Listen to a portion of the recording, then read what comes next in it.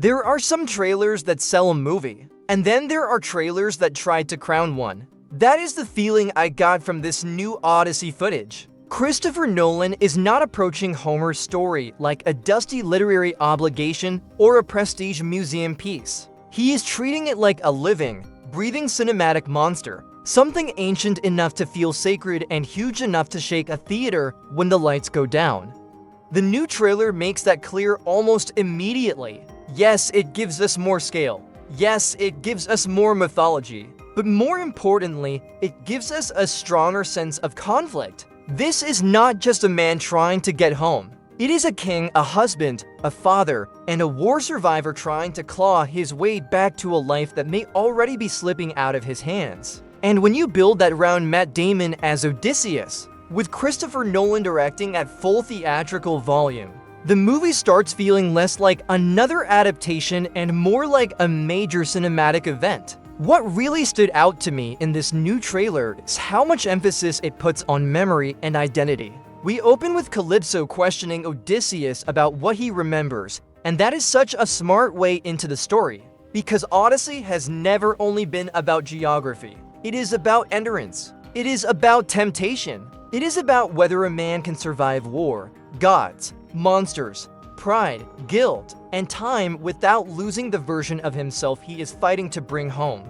That is the emotional current Nolan seems to be chasing here, and if he really leans into that, this could hit much harder than a standard mythological spectacle. The trailer also smartly widens the lens beyond Odysseus himself. Robert Pattinson's Antinous gets a serious push here, and that is one of the most interesting choices in the footage.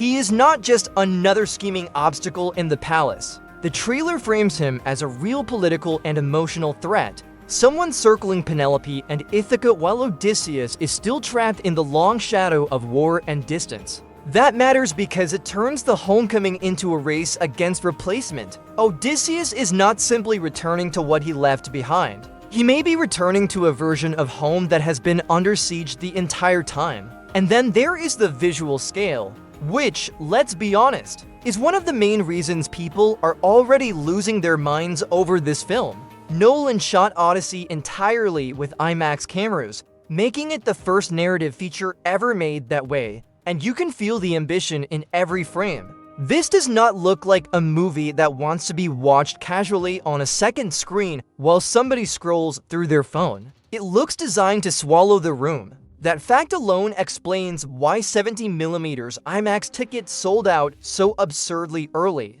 People are not just buying seats. They are buying access to a spectacle they already believe will be one of the defining theater experiences of the year. And honestly, they may be right. Nolan has reached that rare level where audiences no longer just show up for the premise. They show up for the challenge. They trust him to take a massive idea, present it with full seriousness, and then make the scale feel personal instead of empty. That is why Odyssey carries such unusual hype. It is not just Homer plus stars plus budget. It is Homer filtered through a filmmaker whose entire career has been building toward bigger questions of time, identity, obsession, sacrifice, and survival. This material fits him almost suspiciously well. Matt Damon returning to work with Nolan after Interstellar and Oppenheimer also feels right. He has the gravity for this role, but he also has the weariness. Odysseus cannot just be heroic. He has to look like a man who has seen too much and still refuses to stop moving. The trailer gives Damon room to play both the myth and the damage. That balance is going to be everything. If Odysseus only feels iconic, the movie risks becoming distant. If he feels broken in the right way, the whole thing becomes much more powerful. The supporting cast is almost ridiculous in scope. Anne Hathaway as Penelope, Tom Holland as Telemachus, Pattinson as Antinous, Zendaya as Athena, Charlize Theron in a supernatural role, plus names like Lupita Nyong'o, John Bernthal, Benny Safdie, Elliot Page, John Leguizamo, and more. At a certain point, this cast stops feeling like a normal ensemble and starts feeling like Nolan built a cinematic kingdom. But the key is that the trailer does not just flaunt the star power for the sake of it. It hints at function. Penelope is not a waiting figure. Telemachus is not just background family. Antinous is not just noise. Everyone seems to represent a pressure point in Odysseus' journey, which is exactly what a story like this needs. I also think it is important that Nolan reportedly chose Odyssey not just because of its influence on Western storytelling, but because it had not truly been tackled at this level as a giant modern studio epic.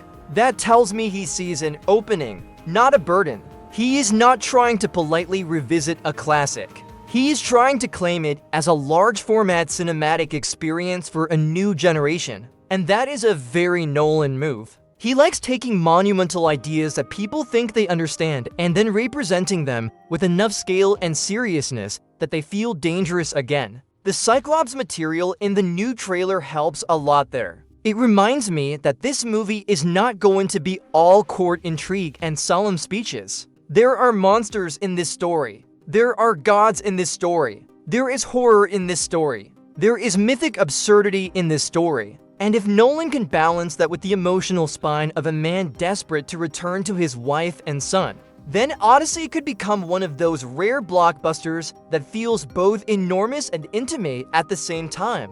Of course, the expectations are now insane. That is the price of being Christopher Nolan after Oppenheimer. The film arrives with a cast this stacked, a premise this legendary, and a technical hook this enormous, and suddenly it is not enough for the movie to be good. People are expecting a landmark. They are expecting the kind of film people cite for years when they talk about why theatrical movies still matter. That is a ridiculous burden for any film to carry, but if there is a director reckless enough and precise enough to go after that target, it is Nolan, and the release date only adds more heat. Odyssey lands on July 17th and has to share oxygen with Spider-Man Brand New Day, which means the summer box office conversation is going to be chaos. But honestly, that almost helps. It turns Odyssey into part of a larger collision between franchise momentum and auteur event filmmaking. One sells the comfort of a beloved hero. The other sells myth, danger, and giant format seriousness. Both will make noise, but Odyssey feels like it wants to be the movie people remember seeing in a theater 10 years from now. That is the impression this trailer leaves me with. Not just that Odyssey will be big, not just that it will be beautiful, but that it genuinely wants to feel historic. That is a dangerous thing to aim for, because when you swing that high, anything less than greatness feels louder. But I would much rather watch a movie reach too far than play it safe, and nothing about this trailer feels safe. Odyssey hits theaters on July 17th, and after this new footage, the pressure is even higher, but so is the excitement. If Nolan sticks the landing, this could be one of the most overwhelming theatrical experiences of 2026. Until the next one, keep your eyes on the horizon. Because Nolan is not just taking us on a voyage, he is trying to drag myth back onto the biggest screen possible.